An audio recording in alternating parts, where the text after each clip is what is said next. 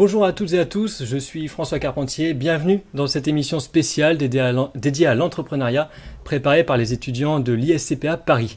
Merci d'être avec nous, on sera ensemble pendant une quarantaine de minutes. Alors bien évidemment on n'a pas de masque, mais rassurez-vous, les distanciations sociales sont respectées et tout a été désinfecté avant. Aujourd'hui on va essayer de comprendre l'univers de la création d'entreprise, toutes les démarches qui en découlent et les différentes aides proposées à ceux qui décident de lancer leur start-up. Pour répondre à cette problématique, nous avons la chance de recevoir deux invités, deux experts dans l'entrepreneuriat qui sont et qui aident à leur manière des entrepreneurs. Nous accueillerons dans un premier temps Yannick Roussel, c'est le directeur de l'ESAM Paris, une école de management, et il a fondé récemment la Why Not Factory. C'est un espace dédié aux jeunes entrepreneurs qui permet de concrétiser leur idée. On accueillera ensuite Moussa Camara, le fondateur de l'association Les Déterminés, qui accompagne des personnes issues des quartiers populaires et des milieux ruraux dans leurs projets professionnels ou associatif.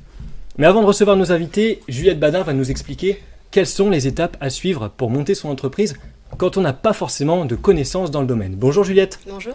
Aujourd'hui, créer sa propre entreprise, c'est quelque chose qui attire de plus en plus. Selon une étude d'Opinionway qui date de 2019, près d'un étudiant sur deux issu d'une formation professionnelle souhaiterait tenter l'entrepreneuriat. Alors la question elle est simple aujourd'hui, qui peut devenir entrepreneur et quel est le meilleur moment pour se lancer ? Alors en théorie, tout le monde peut devenir entrepreneur et surtout n'importe quand, mais à condition d'avoir la volonté et surtout de croire à fond en son projet. Donc si vous vous sentez concerné par la création d'entreprise et que vous souhaitez concrétiser vos idées, donc vos idées de produits, de services ou d'innovation, sachez que monter sa propre affaire prend du temps. Les démarches ne sont pas forcément compliquées, mais elles demandent une certaine disponibilité et avant tout de la patience. Donc pour créer votre start-up, il faut d'abord structurer vos idées de base de manière à vous engager dans un projet qui vous ressemble mais qui soit avant tout réalisable. Et puis, une entreprise naît surtout d'une motivation, comme je le disais. Donc, vous n'avez pas nécessairement besoin d'avoir suivi une formation dans l'entrepreneuriat pour entrer dans le milieu, parce que de nombreux organismes sont là pour vous aider. Mais au-delà d'être attiré par votre projet final, vous devez être attiré par le principe même d'entreprendre et donc toutes les démarches qui vont avec. Et quelles sont les étapes pour créer son entreprise ? Alors, il y a des passages plus ou moins obligatoires à suivre pour donner naissance à son projet. Au démarrage, il faut regrouper toutes les idées et les informations concernant le projet à travers un business plan. Il va inclure tout ce que vous souhaitez réaliser, les moyens que vous comptez mettre en œuvre pour cela. Et puis, le but avec ce plan, c'est donc de convaincre une banque, convaincre des futurs investisseurs ou des partenaires d'affaires, aussi convaincre un incubateur pour qu'il puisse vous aider au mieux à concrétiser vos objectifs et enfin vous convaincre vous-même pour savoir un peu dans quelle direction vous partez. Et il y a aussi des démarches administratives. Tout à fait. Donc dans un second temps, les démarches administratives, tout ce qui concerne les statuts juridiques, est-ce que vous allez préférer une SARL, EIRL, auto-entreprise, etc. Il y a aussi le régime fiscal, social, l'immatriculation de l'entreprise. Donc je ne rentrerai pas dans les détails aujourd'hui parce que c'est des termes vraiment techniques. Et justement, à ce moment-là, être accompagné par un expert comptable ou un organisme tel que la Chambre de commerce et de l'industrie, ça peut s'avérer nécessaire parce que c'est le moment où il faut prendre les bonnes décisions. Je le disais, les statuts, les régimes que vous adopterez pour votre entreprise, ils auront un véritable impact sur la suite, sur aussi vos potentiels salariés.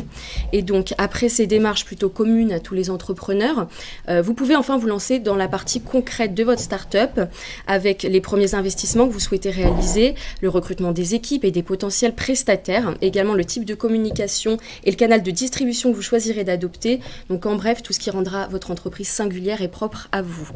Donc oui, même si vous réalisez un projet qui est vraiment personnel, il y aura quand même des étapes par lesquelles tout le monde passe. Et vous avez parlé de business plan. En quoi ça consiste concrètement ?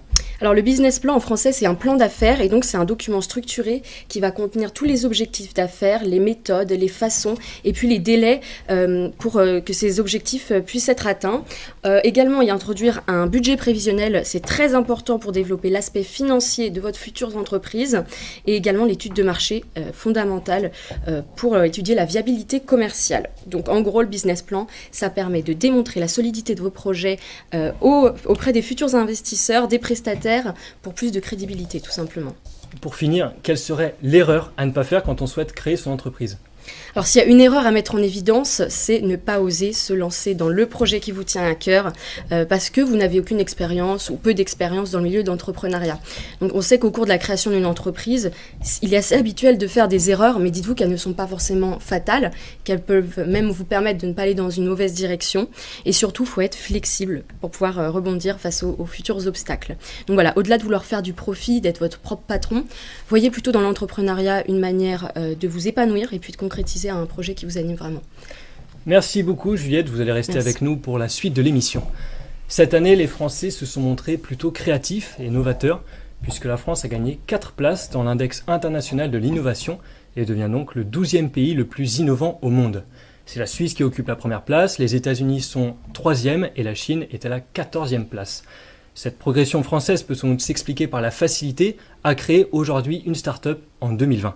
D'ailleurs, de nombreuses plateformes existent et proposent des aides pour les futurs entrepreneurs. Des espaces privés et des formations permettent aussi de développer des projets et des rencontres et de faire des rencontres professionnelles. C'est ce qu'on appelle des incubateurs d'entreprise. Bonjour Yannick Roussel. Bonjour. Vous êtes le directeur de l'ESAM, une école de management à Paris. Et finance, management et droit. Finance, management et droit. Et vous êtes aussi le fondateur de la Why Not Factory. Oui, tout à fait. C'est un incubateur que vous avez créé récemment et nous nous sommes rendus à la Why Not Factory et dans d'autres centres d'incubation pour essayer de comprendre leur rôle. Je vous laisse regarder ce reportage que nous avons préparé pour vous.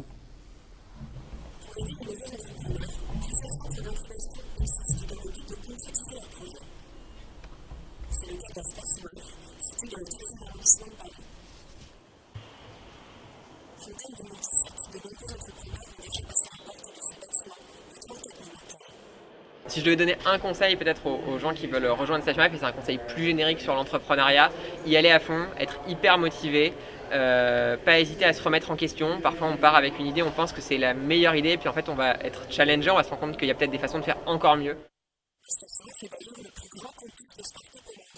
Les entrepreneurs, ils ont un profil très diversifié. Vous allez avoir des entrepreneurs français, des entrepreneurs étrangers. C'est à peu près un tiers de la population de Station F.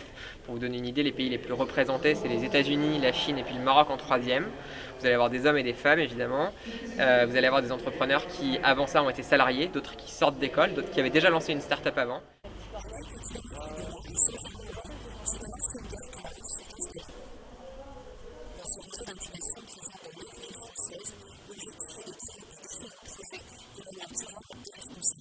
Il y a quand même pas mal de personnes en reconversion qui ont travaillé 10, 15, 20 ans dans des grands groupes et qui se disent maintenant j'ai envie de me lancer dans mon propre projet, utiliser toutes ces compétences et les mettre à profit de quelque chose que j'ai envie de créer. Ou alors des gens qui pour la plupart aussi ont des projets à impact positif, donc des projets qui vont avoir un impact sur la société, sur l'environnement. Et du coup c'est beaucoup de personnes qui partagent ces valeurs-là qu'on accompagne ici à la rue.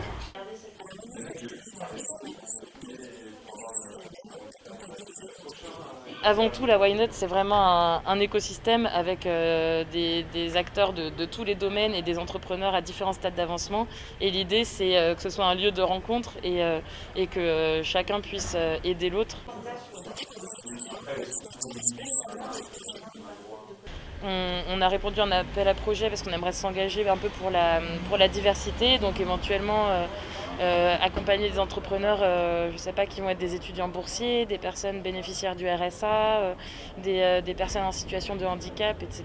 Donc on est vraiment pour la mixité, c'est d'ailleurs une de nos 3 valeurs et je pense que c'est vraiment ce qui fait la richesse de l'incubateur.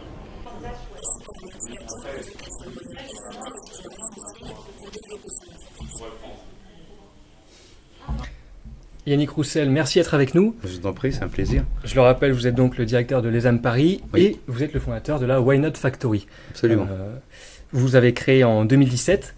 Quand Oui. vous avez... C'est ça, 2017 ? Oui, quand je suis arrivé, moi je suis arrivé à l'ESAM en tant que patron en 2016, en octobre, ça va bientôt faire 4 ans. Et j'ai commencé à écrire un projet un soir parce que j'ai la passion de l'entreprise, je suis un ancien entrepreneur. Et je me suis dit, voilà, quand on est une école de finance d'entreprise, de management stratégique et de droit, je me suis dit, ça nous conduit à l'entrepreneuriat. Donc, puis je suis un amoureux de la PME. D'accord, et du coup, quel était votre objectif de base initial ?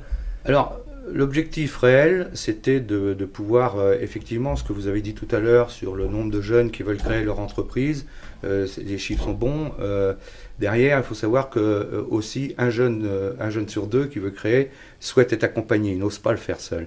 Et il faut créer des lieux comme cela pour, de façon à l'origine, je l'ai fait pour les étudiants de l'ESAM, en me disant, sur les 6 années, puisqu'il y a 6 années d'études à l'ESA, je me suis dit, j'ouvre sur les 6 années, dès qu'on arrive en première année, on peut pousser la porte de la Why Not. Et ça s'appelle Why Not parce que chaque fois qu'il y avait un étudiant qui rentrait dans mon bureau avec une idée de société, d'emploi, je disais pourquoi pas, ou c'est lui ou c'est moi. Alors voilà, on a appelé ça le Why Not Factory.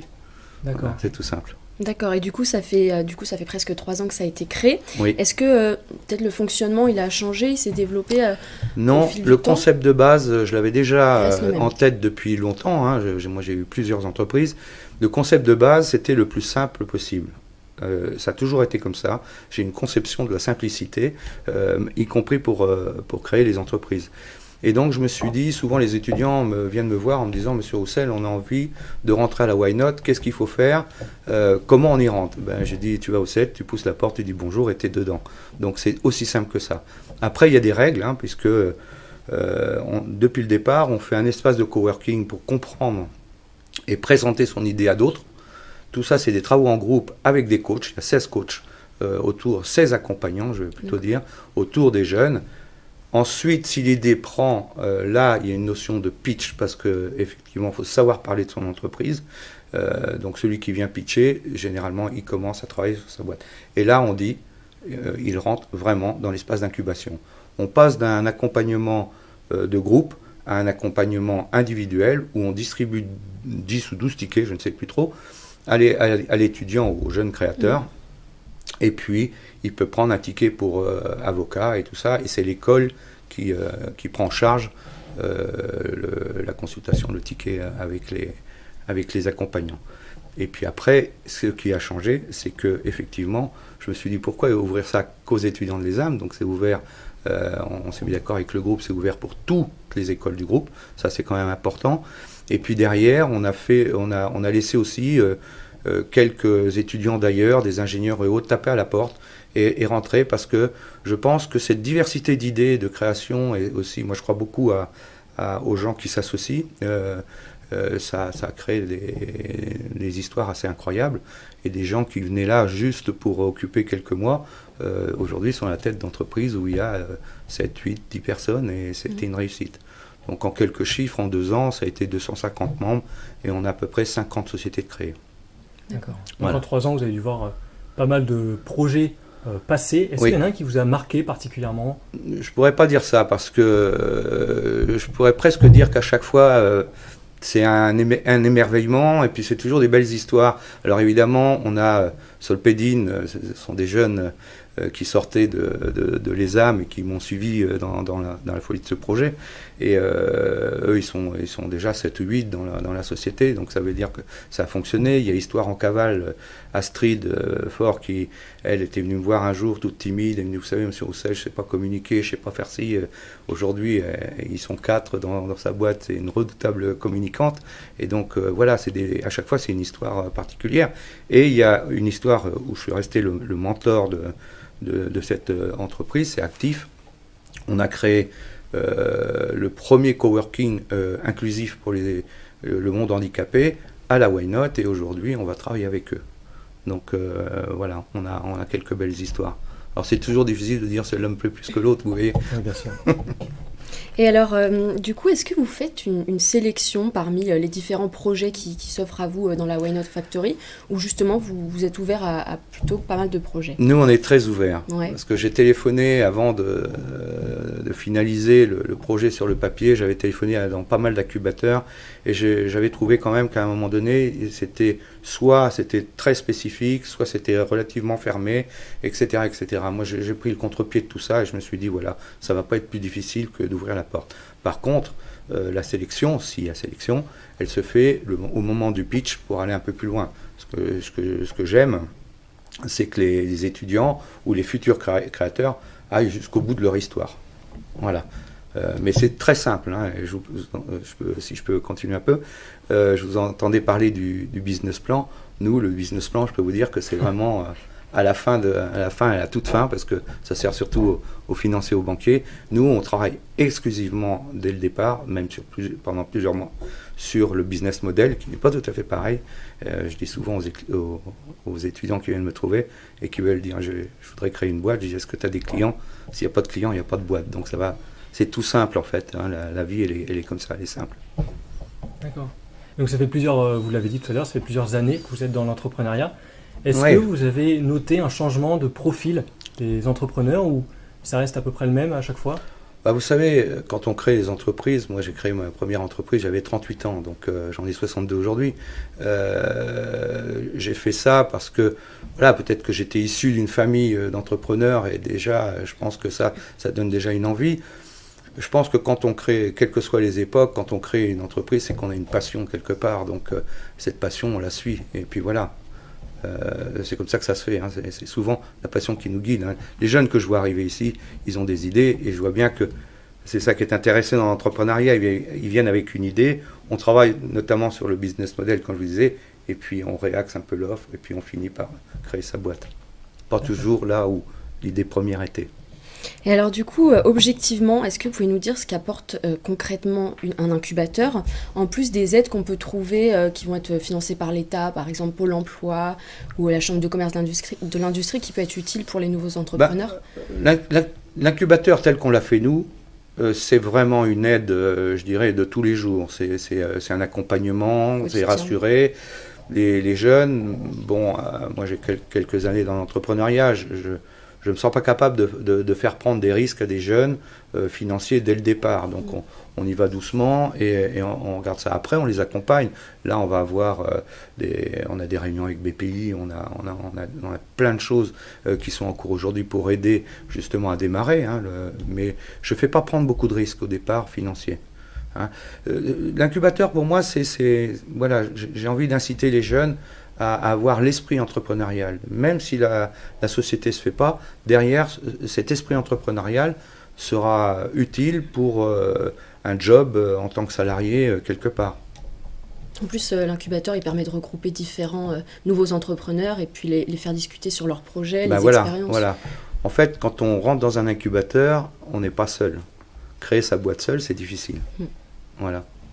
D'accord, très bien. Merci Yannick Roussel d'avoir répondu à nos questions. Pour rejoindre le programme d'incubation de la Why Not Factory, c'est très simple, tout se passe sur le site internet thewhynotfactory.fr. Voilà, et à la porte. Et à la porte aussi, tout à fait, rue Parodie, dans le 10e arrondissement.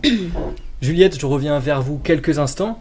Pouvez-vous nous donner les chiffres importants, les chiffres clés à savoir dans l'entrepreneuriat ? Oui, tout à fait. Donc, pour donner quelques chiffres concernant les créations d'entreprises sur le territoire français, sachez que d'après l'INSEE, en 2019, le nombre de nouvelles start-up était d'environ 815 000, soit contre seulement 580 000 en 2009. Donc, c'est une évolution plutôt positive qui témoigne d'une plus grande facilité à rentrer dans le monde de l'entrepreneuriat de nos jours. Entre 2006 et 2019 également, la part des femmes au sein des entrepreneurs est passée de 30 à 40%. En 10 ans également, la moyenne d'âge a chuté en passant de 51 ans en 2019 à seulement 36 en 2009. Donc voilà, tous ces chiffres témoignent que le domaine entrepreneurial évolue, sociologiquement parlant. Et puis, on constate de plus en plus donc, de femmes, une moyenne d'âge relativement jeune, et puis également de plus en plus de personnes en reconversion professionnelle. Merci beaucoup Juliette. Le statut d'auto-entrepreneur était au plus haut en 2019. C'est l'Agence centrale des organismes de sécurité sociale qui a réalisé cette étude et qui explique que la France comptait l'année dernière plus de 1,71 million d'auto-entrepreneurs. C'est un record depuis la création du statut en 2009. A noter aussi qu'un rebond exceptionnel de la création d'entreprises a été constaté en juin et juillet de cette année selon une étude du Conseil national des greffiers des tribunaux de commerce. Donc on le voit bien, de plus en plus d'entrepreneurs se lancent et certains font d'ailleurs appel à des associations. Bonjour Moussa Camara. Bonjour. Vous êtes le fondateur de l'association Les Déterminés que vous avez créée en 2015. Votre mission, c'est d'accompagner les futurs entrepreneurs issus des quartiers populaires et des milieux ruraux en leur proposant une formation gratuite et dirigée par des professionnels. On en parle dans quelques instants, mais avant ça, nous avons rencontré des entrepreneurs avec des profils différents. Ils nous racontent leur parcours dans ce reportage signé Tatiana Dias da Silva.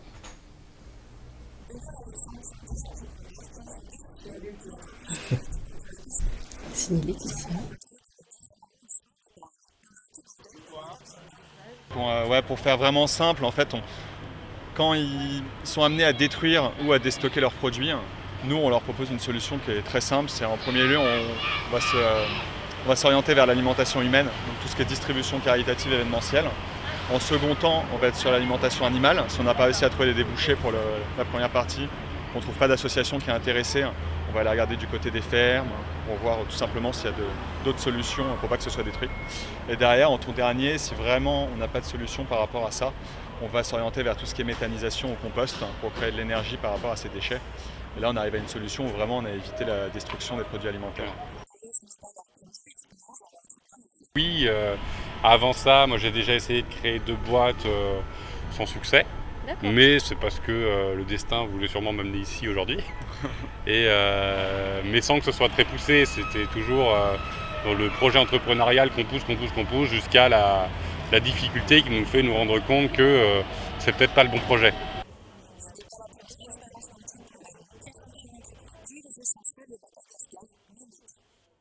Alors j'ai un peu bifurqué, en fait j'ai eu un master en finance et à l'issue de ça me correspondait pas du tout le monde de la finance. Donc je me suis dit que j'allais essayer de tester plutôt ce qui était investissement responsable dans l'entrepreneuriat social. Et en fait par hasard on peut dire j'ai atterri dans une entreprise, dans un stage où j'étais vraiment terrain sur l'accompagnement d'entrepreneurs. Donc j'ai bossé avec des incubateurs et après le stage je me suis mise à mon compte et j'ai travaillé un petit peu en freelance dans l'accompagnement d'entrepreneurs. Sens juste se trouver un petit groupe en fait, donc que ce soit dans un lieu, dans un réseau ou même dans ses amis, mais essayer de s'entourer pour pas faire ça tout seul.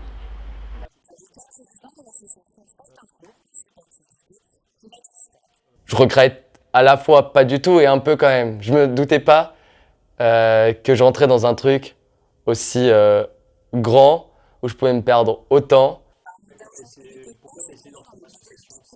On gagne de l'argent et on peut avoir un modèle rémunérateur de trouver des statuts ou en tout cas trouver un cadre légal. Donc nous on s'est tourné vers l'associatif parce que tout simplement on a des bénévoles et qu'on ne peut pas se permettre de les payer pour l'instant.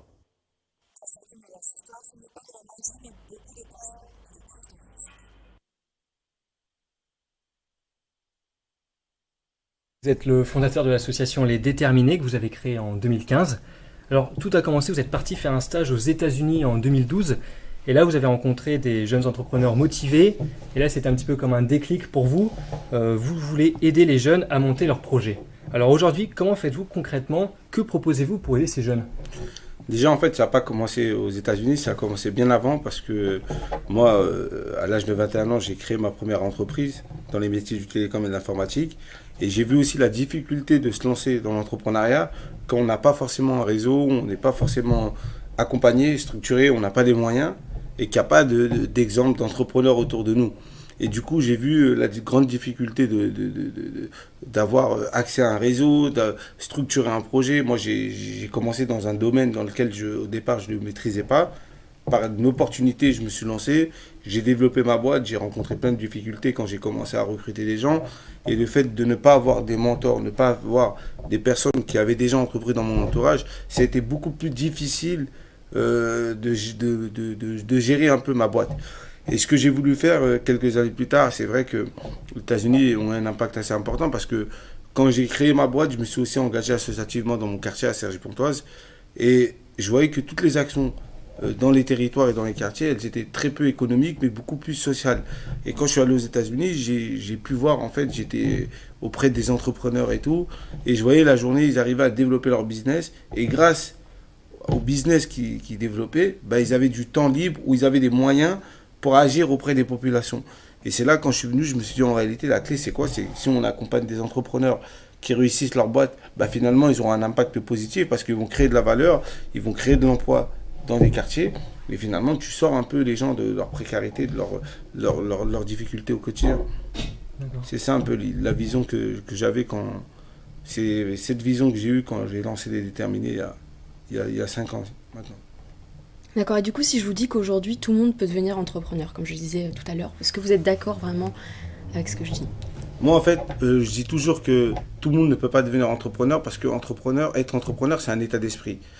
Et moi, qui accompagne des entrepreneurs, on pousse à l'entrepreneuriat, mais on est aussi vigilant parce que aujourd'hui, peut-être qu'il y a des personnes qui ne seront pas forcément meilleures pour être au devant d'une entreprise, mais par contre, ils peuvent apporter énormément en étant numéro 2 ou associé à un entrepreneur. Et c'est ce que nous, on essaie de créer, des binômes. C'est pas de... Après, être entrepreneur, c'est un état d'esprit. On peut être aussi entrepreneur dans l'entreprise. On peut être entrepreneur quand on crée une association. Qu'est-ce que ça veut dire derrière le mot entrepreneur? On met plein de choses.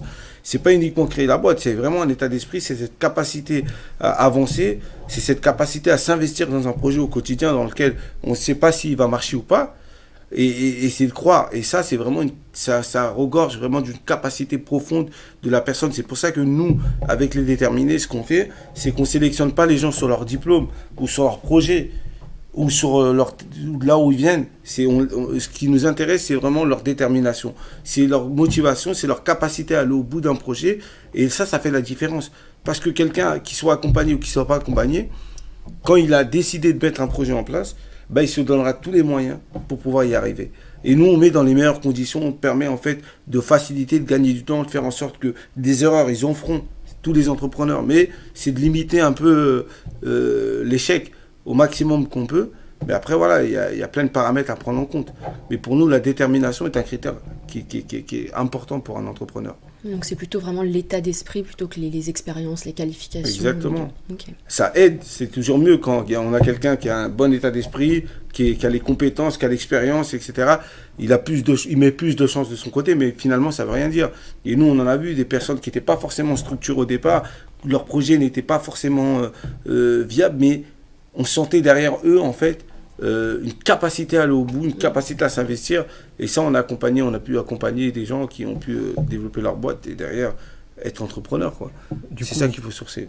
Vous pensez que tout le monde a les mêmes chances aujourd'hui pour se lancer dans l'entrepreneuriat? Tout le monde n'a pas les mêmes chances de réussite dans l'entrepreneuriat, notamment quand vous êtes issu de certains quartiers ou certains territoires où vous n'avez pas un écosystème favorable, vous n'avez pas forcément les moyens, et du coup, quand vous créez des entreprises, et en plus, dans certains territoires, la Seine-Saint-Denis, c'est là un territoire où on crée le plus d'entreprises.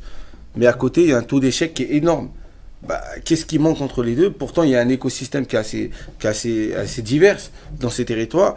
C'est qu'il manque un accompagnement, il manque une structuration, il manque des moyens financiers, il manque du réseau qui permet en fait à ces entrepreneurs de réussir leur boîte. Nous, si on existe, on n'a pas réinventé l'eau chaude avec les déterminés. Mais ce qu'on s'est dit, ce qu'on a voulu faire, c'est d'aller chercher des gens déterminés, extrêmement déterminés, et de les mettre en lien avec un réseau économique. Mais pour ça, il fallait préparer, il fallait accompagner, il fallait donner les outils, les bases théoriques de l'entrepreneuriat, pour que les personnes qu'on prend chez les déterminés puissent avoir le maximum de chances de réussite. Mais au départ, c'est vrai qu'on n'a pas tous les mêmes chances de réussite. Mais après, à l'arrivée, si on arrive à mettre les gens dans un confort avec des intervenants de qualité, des mentors, des moyens, finalement, certains réussissent et réussissent mieux que les autres. Oui, c'est aussi les rencontres du coup qui vont peut-être créer quelque chose par la suite. Et sinon, pour la question du budget de base, est-ce que c'est vraiment une question fondamentale? Est-ce qu'on peut créer son entreprise, son association à moindre coût, ou il faut quand même investir, avoir de l'argent à mettre dedans? Au début, c'est compliqué parce qu'il y a beaucoup de personnes qui commencent des projets qui n'ont pas forcément des ressources. Ils n'ont pas aucun budget, zéro, ils commencent de zéro. Et finalement, ils partent de cette idée. Après, ça dépend des projets, ça va dépendre de plein de choses. Mais aujourd'hui, on est dans un pays où il y a plein d'aides de l'État qui favorisent qui poussent à l'entrepreneuriat pour des plus jeunes. Après, faut-il les connaître? Il faut savoir comment y répondre. Il faut savoir comment solliciter. Il y a plein de réseaux d'accompagnement aujourd'hui qui font du financement pour des petites boîtes avec des prêts d'honneur et tout, etc. Et ça, en fait, quand tu arrives avec un dossier qui n'est pas structuré, qui n'est pas complet, tu n'as aucune chance de te faire financer. Donc nous, notre objectif, c'est vraiment, même quand les gens n'ont pas forcément les moyens dans un premier temps, c'est de leur permettre d'avoir un projet solide, une idée structurée avec un modèle économique viable qui va permettre à ces entrepreneurs d'aller taper à les portes des banques ou des réseaux, etc. pour se faire financer par derrière. Mais il y a des projets, finalement, on peut commencer avec zéro et se développer, faire les bonnes rencontres, avoir une bonne communication sur son projet. Et finalement, c'est comme ça qu'on arrive à vendre. Et il y en a parfois, leur projet, c'est eux. Leur projet entrepreneurial, c'est leur talent, c'est ce qu'ils font. Ça peut être du conseil, ça peut être une expertise qu'ils apportent à des entreprises ou à des entrepreneurs. Ça peut être un savoir-faire, etc. Et du coup, c'est ça que nous, on arrive à structurer, à le commercialiser, on va dire, entre guillemets, et faire en sorte qu'avec ça, ils arrivent à développer. Après, il faut réinvestir. Voilà, moi, au début, quand j'ai commencé ma boîte, la première, j'avais 0 €. J'avais 1000 € dans le capital, mais j'avais pas forcément les moyens pour m'acheter une voiture, pour aller chez les clients, d'acheter du matériel parce que j'étais technicien informatique. Et au début, j'ai bricolé. Et après, dès que j'ai commencé à gagner un peu d'argent, j'ai réinvesti, j'ai acheté du matériel, j'ai acheté une voiture, etc. Et après, on a grandi. Mais c'est un peu l'état d'esprit sur lequel on essaie vraiment de faire en sorte qu'un entrepreneur qui va venir chez les déterminés, qu'il soit vraiment dans le pratico-pratique, dans le dur, dans l'action, pour tester au plus vite son projet, de manière efficace, expérimentale, pour voir comment il peut évoluer, comment il peut pivoter, et qu'il sorte un peu de la réflexion, parce que souvent, je vois des entrepreneurs, ils sont là, ils réfléchissent trop à leur idée, leur projet, etc. Et quand ils lancent, finalement, ils ont tout faux. Donc nous, on essaie de les faire en sorte qu'ils puissent tester au mieux et plus rapidement leur projet pour que derrière, quand ils se développent, ils ont pu se tester, ils ont pu savoir ce qu'il faut modifier ou pas. Et quel est, pour finir, le projet le plus emblématique que vous ayez eu entre les mains ? Oui, on a eu tellement, mais franchement, je ne saurais pas quoi choisir. Je peux vous donner des exemples, parce que je ne veux pas aussi faire jaloux des entrepreneurs, mais il y a énormément de projets, on en a dans la tech, on en a dans la santé, on en a dans la food, on en a dans tout ce qui est vestimentaire. Là, avec le Covid, je peux parler un projet qui m'a bien plu, c'est Mehdi Maïzat, qui a créé en fait un appareil Fansai, comme lui il est développeur et tout, etc. Du coup, il utilisait beaucoup son portable pour tester des applications web qui codaient avec l'ordinateur, donc il a créé un Fansai. Il a été deuxième au concours Lépine de 2019, et en fait c'est un gadget qui se connecte à son ordinateur pour avoir l'écran et le téléphone au même niveau. Et ça, il l'a développé pendant le Covid. Il a même transformé son entreprise parce qu'il a réussi à concevoir des masques avec ses imprimantes 3D pour les personnels de santé. Donc voilà, c'est un entrepreneur qu'on a accompagné qui fait des belles choses et qui derrière, il a un impact social. Et c'est ça, je trouve que c'est des gens comme ça qu'il faut valoriser et mettre en avant. Merci beaucoup Moussa Camara. Merci à vous. Pour rejoindre l'association Les Déterminés, rendez-vous sur le site internet lesdéterminés.fr. D'ailleurs, si le monde de l'entrepreneuriat vous intéresse, la franchise Expo Paris est pour l'instant maintenue du 4 au 7 octobre 2020 à la porte de Versailles. Les visiteurs pourront trouver, dans le respect des règles sanitaires, toutes les informations qu'ils souhaitent pour concrétiser leur projet et quel que soit leur stade d'avancement. C'est le lieu idéal pour faire les bonnes rencontres et c'est donc le rendez-vous à ne pas rater pour les entrepreneurs. Merci de nous avoir suivis.